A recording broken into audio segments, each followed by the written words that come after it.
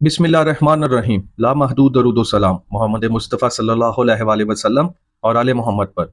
मोअज़्ज़ज़ सामीन, अस्सलाम वालेकुम। आज इस वीडियो में हम आपको बताएंगे कि यजीद का इमाम हुसैन से क्या रिश्ता था और वाक़या करबला क्यों पेश आया। जनाब अब्द मनाफ के दो जड़वा बेटे पैदा हुए जिनका नाम हाशिम और अब्द शम्स रखा गया। तारीखी कुतब से पता चलता है कि इन दोनों बच्चों के कुछ अज़ाब भी जुड़े हुए थे जिनको बाद में अलग किया गया। जब ये बात नजूमियों तक पहुंची तो उन्होंने पेशन गोई की कि इन दोनों की औलादें हमेशा रंजिश में रहेंगी और एक दूसरे से आगे निकलने की दौड़ में लगी रहेंगी। हाशिम से हज़रत अब्दुल मतलब पैदा हुए। उनकी औलाद हज़रत अब्दुल्ला जो कि नबी करीम हज़रत मोहम्मद सल्लल्लाहु अलैहि वसल्लम के वालिद गिरामी थे, और अबू तालिब जिनसे शेर खुदा हज़रत अली पैदा हुए और हज़रत अब्बास थे, यही बनु हाशिम कहलाए। हाशिम के जड़वा भाई अब्द शम्स से उमैया पैदा हुए और उमैया के दो बेटे अरब और अबू अलास थे। अरब से अबू सुफियान, मुआविया और यजीद थे, जबकि अबू अलास से हकम और अफान थे, और फिर हकम से मरवान और अब्दुल मालिक पैदा हुए। यजीद के बाद बनु उमैया के सारे हुक्मरान मरवान बिन हकम से ही थे। चनाचा उमैया की आल औलाद बनु उमैया कहलाई, यानी हाशिम और उसके चचाजाद बेटे का नाम उमैया था। जनाब हाशिम और उमैया के दरमियान पहली चुपकलिश काबे की तौलीद पर ही हुई। इसी तरह हज़रत अब्दुल मुत्तलिब इब्ने हाशिम और हरब इब्ने उमैया में सारी जिंदगी जंग की सी कैफियत रही, जो कि तमाम तारीखी किताब में मौजूद है। लेकिन मक्का में बनु हाशिम एक दीनी घराने से मशहूर हुए क्योंकि उन्हीं के पास काबे की तौलीद थी, जबकि बनु उमैया मक्का के दीगर कबाइल पर अपनी जंगी काबिलियत की वजह से हुक्मरानी में रहने लगे। इसी तरह जब बनु हाशिम में से हज़रत मोहम्मद सल्लल्लाहु अलैहि वसल्लम ने नबूवत का ऐलान फरमाया तो अक्सर बनु उमैया के लोगों ने यह कहकर उनको मानने से इनकार किया कि अगर नबूवत होती तो वो हमारे ख़ानदान में हो। जंगे बदर और जंगे सफ़ीन बनु हाशिम और बनु उमैया के दरमियान ही लड़ी गई। इसी तरह बनु उमैया में से जब यजीद ने 60 हिजरी में हुकूमत संभाली तो उसने मदीना के हाकम को खत लिखा कि मदीना में मौजूद असर और रसूख रखने वाली शख्सियत से मेरी बैत लो, खसूसी तौर पर नवासा रसूल हज़रत इमाम हुसैन से तो हर सूरत बैत लेनी। कुछ सहाबा रसूल और हज़रत इमाम हुसैन ने यजीद की बैत से इनकार कर दिया। बैत से इनकार की वजह यह थी कि यजीद की हुकूमत इस्लामी उसूलों के मुताबिक ना थी, लेकिन यजीद दिन रात इसी तगोदों में लगा रहा कि किसी तरह नवासा रसूल से बैत हासिल करनी, क्योंकि उनकी बैत ना करने से कभी भी उसकी हुकूमत संभल ना पाई। जब मदीना में हालात ख़राब होने लगे, शर और फसाद फैलने लगा, तो इमाम अली मुकाम ने मदीना से हिजरत का इरादा किया। 28 रजब को नवासा रसूल सल्लल्लाहु अलैहि वसल्लम ने अपने काफ़िले के साथ मदीना से हिजरत की और ये काफ़िला 3 शुबान को मक्का पहुँचा। मक्का में आपका खैर मकदम किया गया और जोक दर जोक आपसे मिलने लोग आने लगे। 10 रमज़ान को हज़रत इमाम हुसैन के पास पहला ख़त कूफे से आया और फिर बेशुमार ख़त कूफे से आने लगे कि आप कूफा आ जाएं, हम आपकी बैत करेंगे और यजीद की हुकूमत को हम नहीं मानते। आपने अपने चचाजाद भाई हज़रत मुसम बिन अकील को अपना सफ़ीर बनाकर कूफा भेजा कि वहाँ के हालात का जायज़ा ले। 6 शवाल को हज़रत मुसम बिन अकील के हाथ पर तकरीबन 18,000 कूफियों ने बैत कर ली। हज़रत मुसम बिन अकील ने नवासा रसूल को ख़त लिख दिया कि हालात साजगार हैं, आप कूफा तशरीफ़ ले हैं। इधर ख़त हज़रत इमाम हुसैन को मिला तो आपने कूफा की जानब हिजरत शुरू कर दी। उधर यजीद ने कूफा के सहाबी गवर्नर को बरतरफ करके उबैदुल्लाह इब्ने ज़ियाद को बसरा के साथ कूफा का गवर्नर भी बना दिया। उबैदुल्लाह इब्ने ज़ियाद पहले से ही अपनी सफाकी की वजह से इराक भर में मशहूर था। इब्ने ज़ियाद ने लोगों को डराया, धमकाया और कैद में डालकर आखिरकार हज़रत मुसम बिन अकील को बेदर्दी से शहीद कर दिया। दूसरी तरफ हज़रत मुसम बिन अकील का ख़त पढ़कर हज़रत इमाम हुसैन ने अपने काफ़िले के साथ कूफे की जानब हिजरत शुरू कर दी।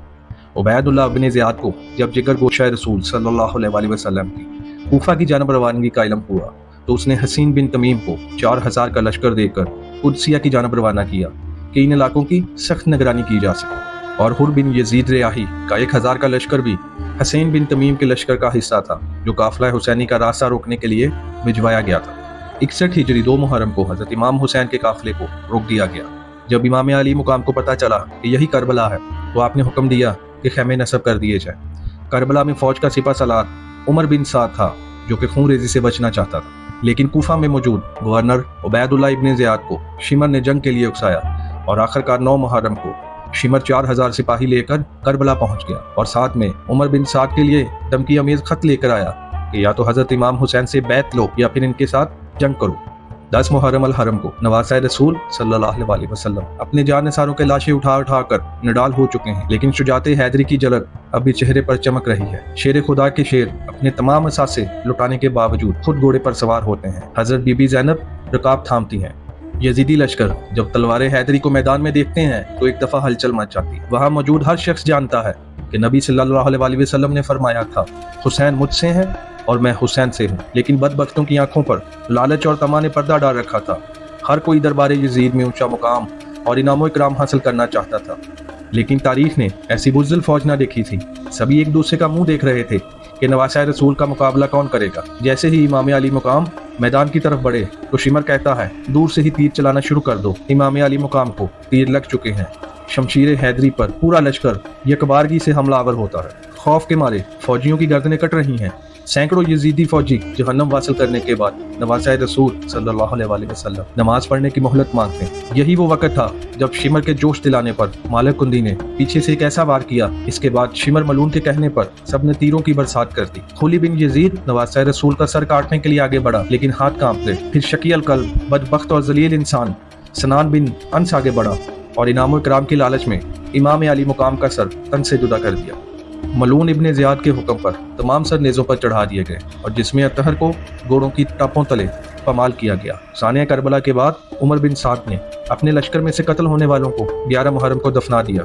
सैयदादों और असहाबा के 72 जस्ते मुबारक बेगौर कफन छोड़कर अहले बैत को कैदी बनाकर कूफा की तरफ दरबार इब्ने ज़ियाद की तरफ बढ़ने लगा। नवासा रसूल सल्लल्लाहु अलैहि वसल्लम अहले बैत और असहाबा के सर मुबारक नेज़ों पर हैं। असीरा ने करबला और नवासा रसूल के सर मुबारक को इब्ने ज़ियाद के दरबार में पेश किया गया। उबैदुल्लाह इब्ने ज़ियाद नवासा रसूल सल्लल्लाहु अलैहि वसल्लम के होंठों पर छड़ी मारता है। अहले बैत खून के आंसू बहा रहे होते हैं। इसके बाद उबैदुल्लाह इब्ने ज़ियाद ने करबला के काफिले को शुहदा के सरों के साथ शिमर तारिक बिन महफर की क़ियादत में यजीद के महल की तरफ शाम रवाना कर दिया। तारीख गवाह है कि शाम में जब काफिला पहुंचा तो वहां जश्न का समा था। ज़हर बिन क़ियास ने नुमाइंदगी करते हुए वाक़या करबला की सारी तफसीलात यजीद को सुनाई। एक सोने के तख्त में हज़रत इमाम हुसैन के सर मुबारक को यजीद के सामने पेश किया गया। यजीद ने जब नवासा रसूल के सर मुबारक की तौहीन की तो वहाँ मौजूद हाजरीन ने एतराज़ किया, जिनमें काबिल ज़िक्र याह्या बिन हकम और सहाबी रसूल हज़रत अबू बरज़ा असलमी थे, जिनको यजीद ने अपने महल से निकाल दिया।